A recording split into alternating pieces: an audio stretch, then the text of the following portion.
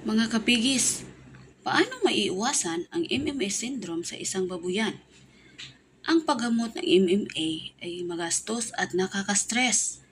Mas mabuting tutukan sa pag-iwas sa pamamagitan ng tamang kalinisan at pamamahala sa pagkain.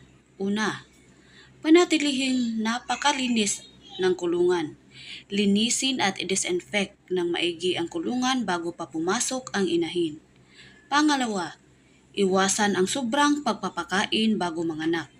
Bawasan ang kain sa inahin 3 araw bago ang kaniyang takdang araw sa panganganak at tiyaking sapat at malinis na tubig para maging maganda ang pagdumi niya.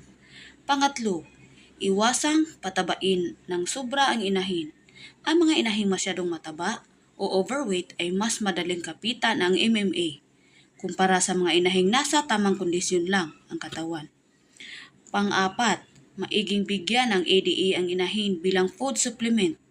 Ihalo sa pagkain ng inahin bago at pagkatapos manganak at makatulong ito palakasin ang immune system ng inahin upang mas makaya niyang labanan ang anumang impeksyon.